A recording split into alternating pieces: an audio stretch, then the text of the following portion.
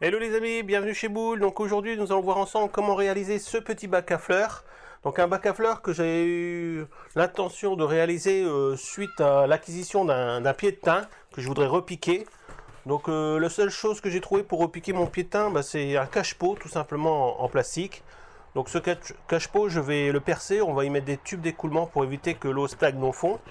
Et je vais pouvoir enfin repiquer mon thym. Mais comme c'était pas trop esthétique pour mettre ça ici dans la cour autour de la cuisine, j'ai décidé de faire un petit bac à fleurs, donc en palette recyclée.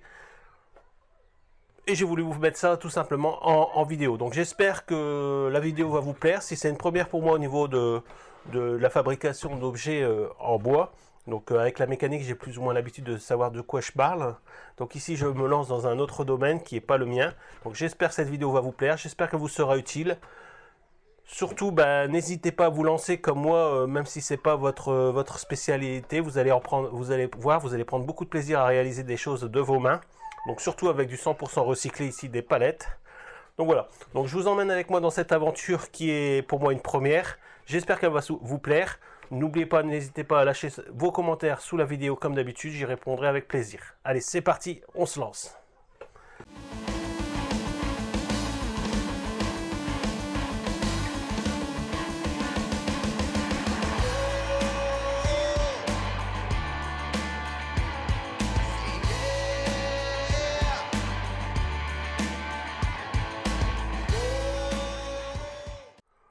Donc voilà les amis, c'est parti. Donc avant de commencer, je vais vous parler des cotes. Donc ici, moi je suis parti sur une hauteur de 400 mm, ou alors si vous préférez 40 cm. Mon carré pour recevoir mon bac fait 260 au carré, donc 260 sur 260, et sur une hauteur de 200, donc 20 cm si vous préférez. Donc ça sera 40 cm, un carré de 26 cm sur une hauteur de 20 cm. Voilà. Donc de toute manière, je vous mets tout ça sur la photo, comme ça au moins vous aurez les cotes. Vous faites ce que vous voulez, vous, si vous avez des autres bacs à fleurs ou si vous voulez faire quelque chose de plus volumineux, mais bon, la base elle sera là, à vous d'adapter par rapport aux mesures que vous aurez besoin. Voilà. C'est parti, on va commencer par faire nos 4 pieds. Donc voilà, c'est parti pour faire nos 4 pieds. Donc pour faire nos 4 pieds, on va débiter 8 planchettes. Donc on va prendre dans des planches qui se ressemblent le plus possible. Quand vous débitez vos palettes, essayez de les trier pour dire d'avoir les planches identiques ensemble. Donc ce qui va être bien ici, c'est qu'on part sur une hauteur de 40 cm. Donc on va vraiment pouvoir se positionner entre les trous des clous qui sont les fixations sur les palettes.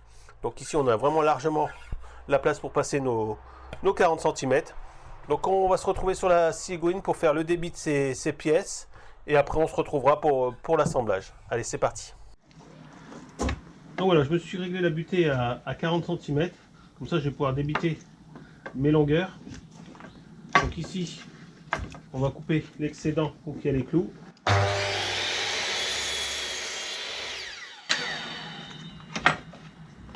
Je me mets en butée. Et j'ai plus qu'à couper. Voilà, on fait ça 8 fois et on se retrouve à l'établi.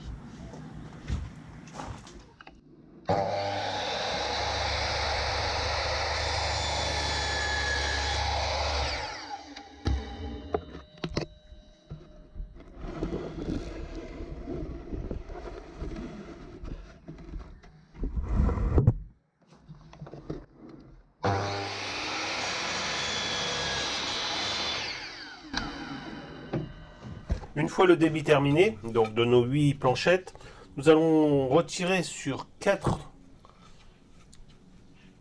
sur les 8 une épaisseur de planche.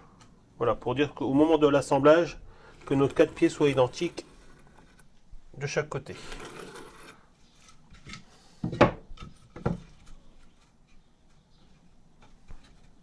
Voilà. C'est juste une question d'esthétique, hein. C'est pas obligatoire non plus, on peut faire l'assemblage comme ça, mais vous aurez un côté plus long que l'autre. Voilà, donc je retire juste l'épaisseur de la planche. Donc je fais ça sur mes 4 planchettes. Voilà, c'est parti, on va débiter l'épaisseur des planches qu'on a tracées juste avant. Donc pour 4 planches, Bon, ma table elle a un peu d'époque, je suis désolé. Bon, je pense que ça fera partie des prochains achats.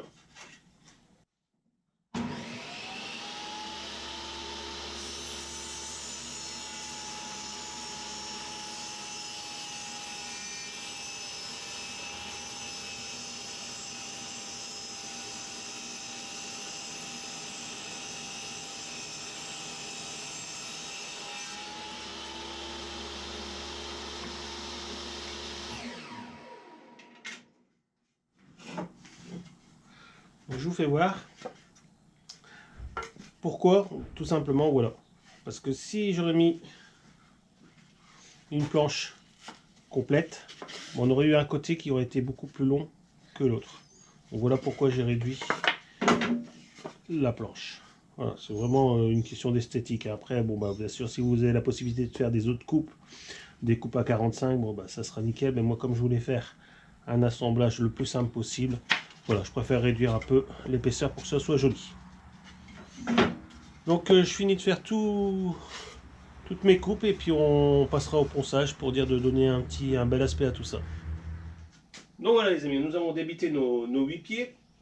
J'ai réduit sur 4 planches l'épaisseur pour pouvoir avoir quelque chose de plus correct visuellement. Maintenant, bah, c'est la partie ingrate, on va poncer, on va essayer d'améliorer l'aspect visuel de ces petites planches, c'est quand même assez brut. Donc si vous avez une raboteuse, bah, n'hésitez pas à passer ça à la raboteuse.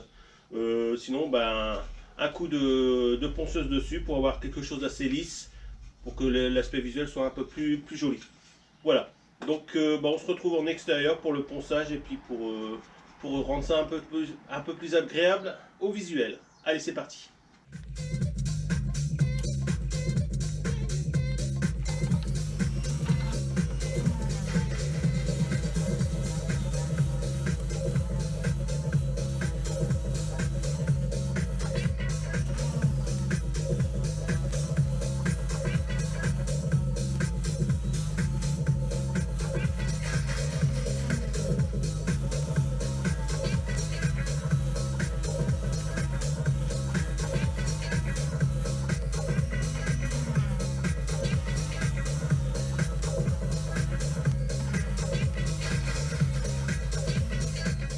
Donc voilà, une fois que bah, le ponçage a été fait, donc prenez votre temps, il n'y a pas d'urgence.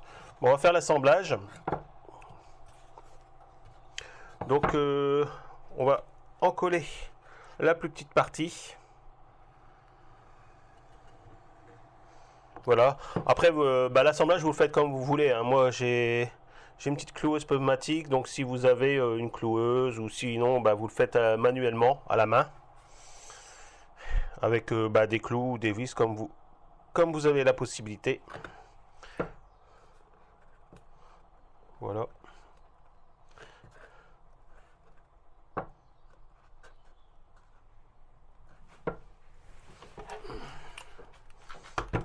Alors, je vais me baser comme ceci. On va essayer de mettre les premiers bien droits.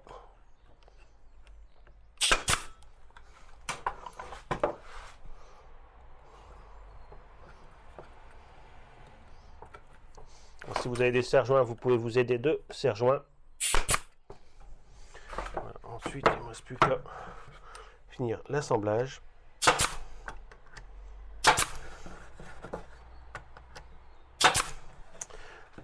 Voilà.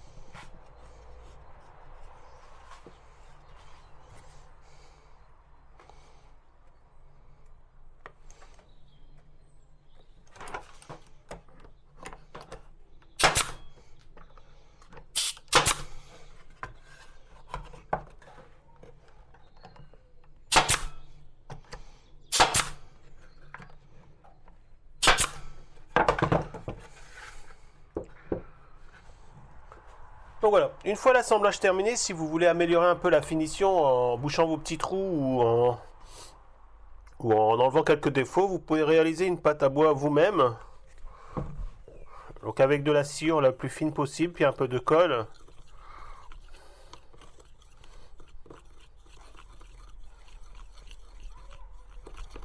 Voilà. Vous pouvez réaliser une petite pâte. Après vous prenez une spatule, vous retravaillez un petit peu pour avoir quelque chose d'assez homogène.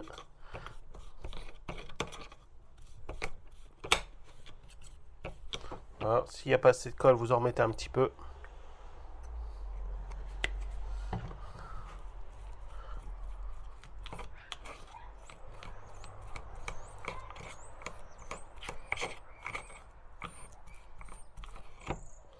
Voilà. Et après, il ne vous reste plus qu'à boucher vos petits trous. Bon, ici, j'ai les petits trous à droite et à gauche. Hop.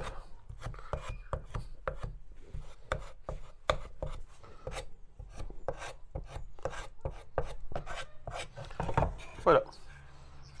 Ben voilà, donc il vous suffit juste d'enlever vos petits défauts si vous voulez avoir une finition encore plus top en réalisant vous-même votre pâte à bois.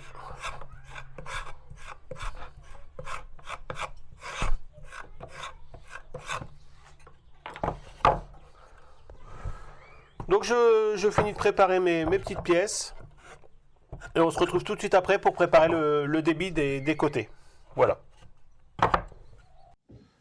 Donc voilà, moi pour faire mon cache-pot, je vais avoir besoin de côtés qui font 27,5 parce qu'au moment de l'assemblage, je vais faire un assemblage en décalé comme ceci pour avoir un peu plus de résistance.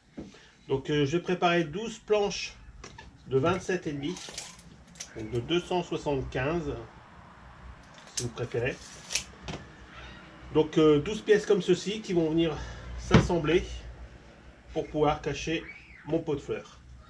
Voilà, donc c'est parti pour le débit des 12 pièces. On se retrouve après, tout simplement après le ponçage, tout ça, pour pouvoir commencer à faire l'assemblage de notre pot de fleurs. Allez, c'est parti.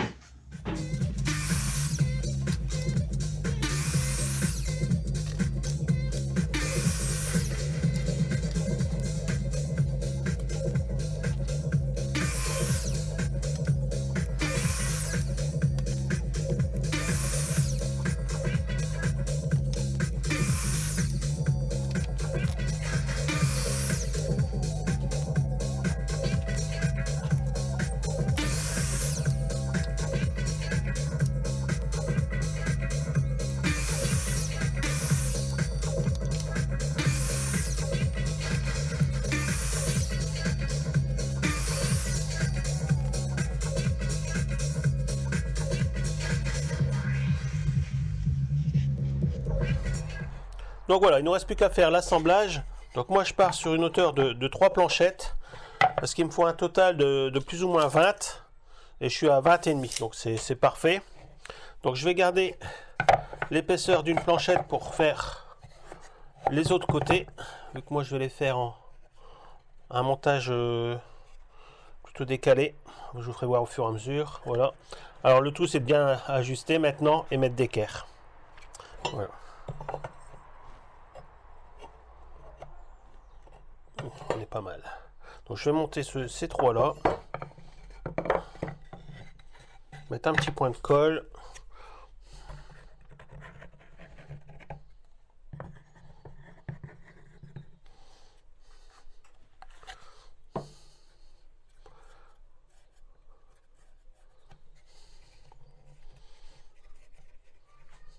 Bon, je fais ça à l'arrache, hein, j'ai pas de pinceau encore. Hop. Voilà.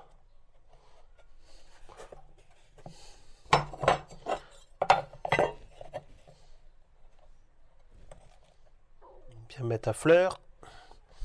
Et je fais l'assemblage.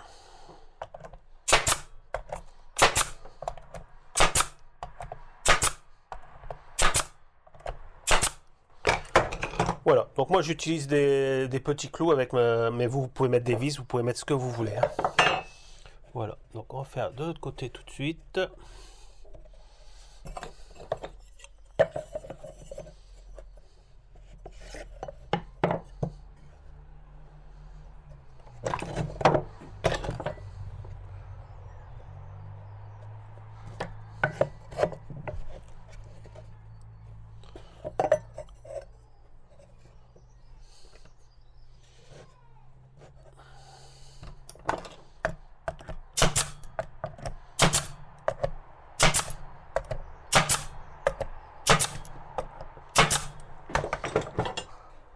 Voilà. Donc là, je vais partir comme ceci pour faire mon prochain côté. Donc je vais voir ce qui s'ajuste le mieux. Voilà. Donc là, on a un peu d'écart. Donc je m'amuse avec tout ça. Voilà, là, c'est déjà mieux. Voilà. Donc je vais faire mon montage et puis on se retrouve quand le carré est fait, hein, tout simplement. Voilà.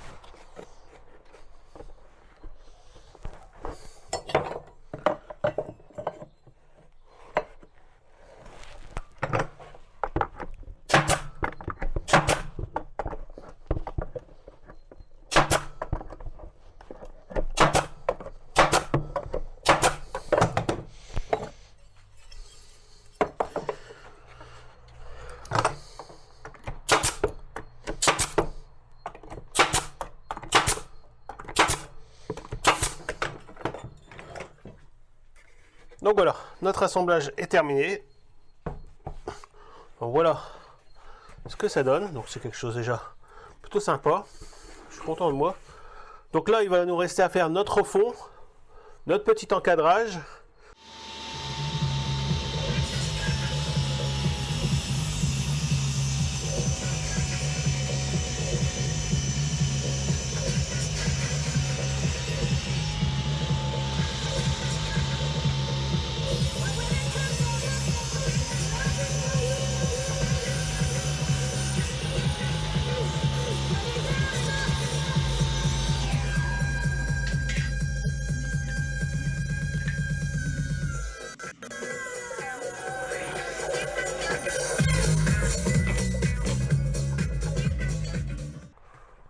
Donc, je me sers de mon bac à fleurs pour faire mon gabarit, pour faire mon fond.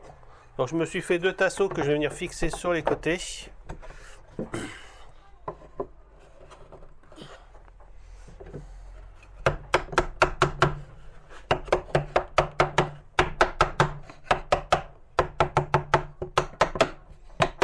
Voilà. Je vais me servir des planches comme point de hauteur.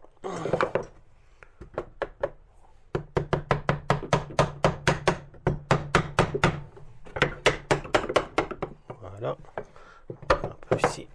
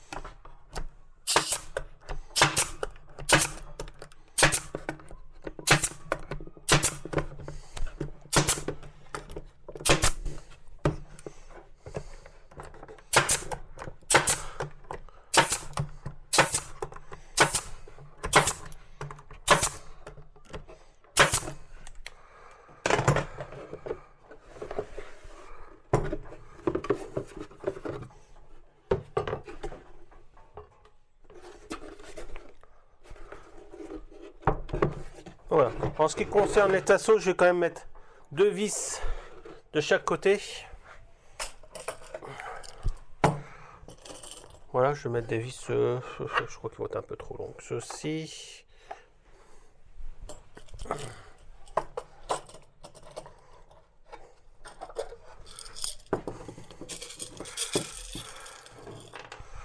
Voilà, donc je prépare la perceuse et puis je fais ça tout de suite.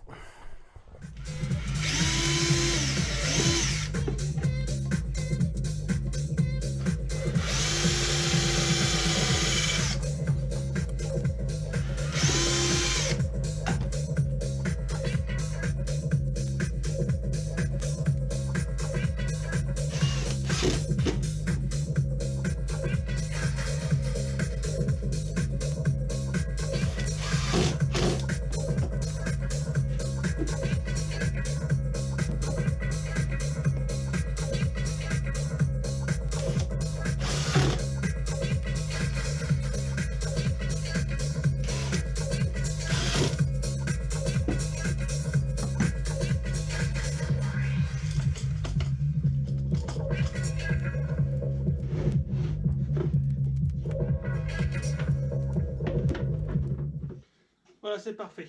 Donc il ne nous reste plus qu'à faire le contour supérieur.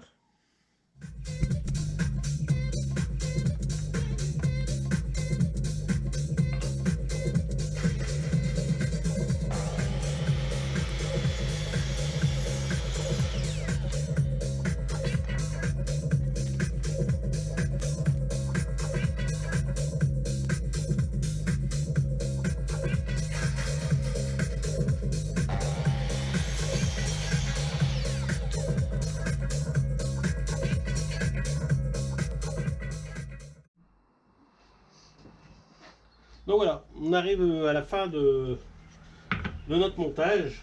Donc j'ai fait des petits, vous avez pu voir, j'ai fait des petits chapeaux. Donc on va en coller ça, comme on fait depuis le début.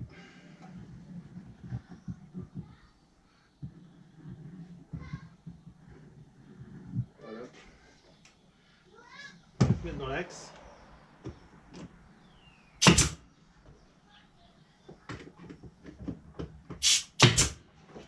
Ça va quand même mieux avec des clous. Alors, je vais repérer mes morceaux.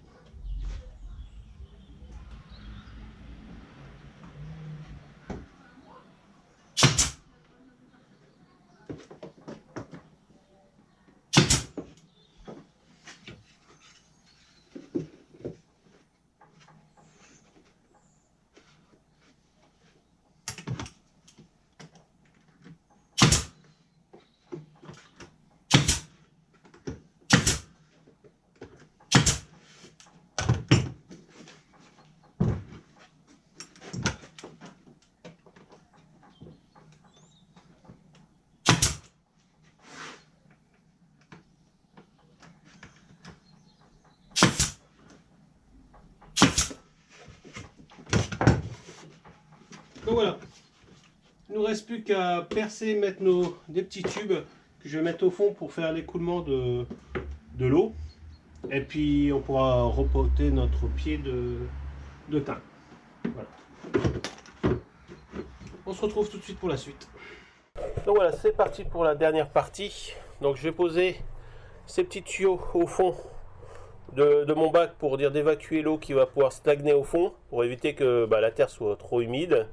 Et je recouvrirai tout ça ensuite par une petite grille en PVC pour éviter que la terre vienne boucher ces petits tuyaux. Voilà, donc j'ai pris ça dans du tuyau électrique pour passer les fils électriques dans les garages, dans les ateliers, tout ça. Donc voilà, ça fait un diamètre 20, donc si vous cherchez quelque chose, pensez à regarder de ce côté-là. Les conduits de câblage électrique, ça fait très bien l'affaire. Voilà. Donc je vais faire un pré-perçage du fond de la cuve. Alors, je vais essayer de voir.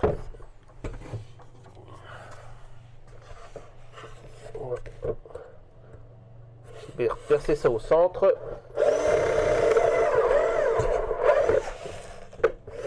Voilà. Hop.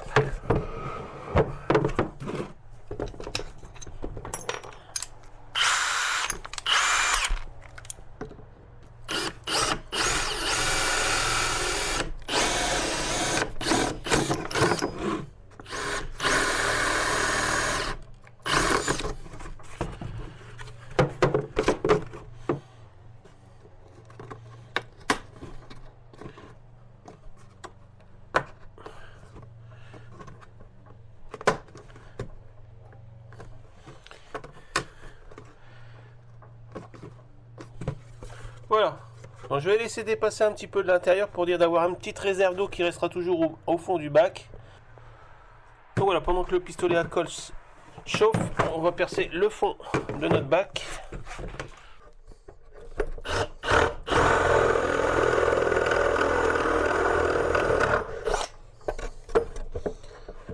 Pas évident, pas beaucoup de place.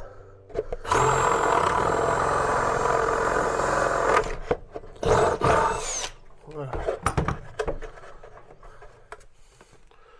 Donc voilà, il ne reste plus qu'à positionner ça sur notre bac à fleurs.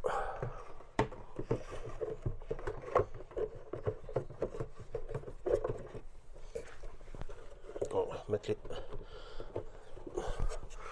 J'aurais peut-être dû repérer le sens où je les ai percés, parce que là, ça me laisse 4 possibilités.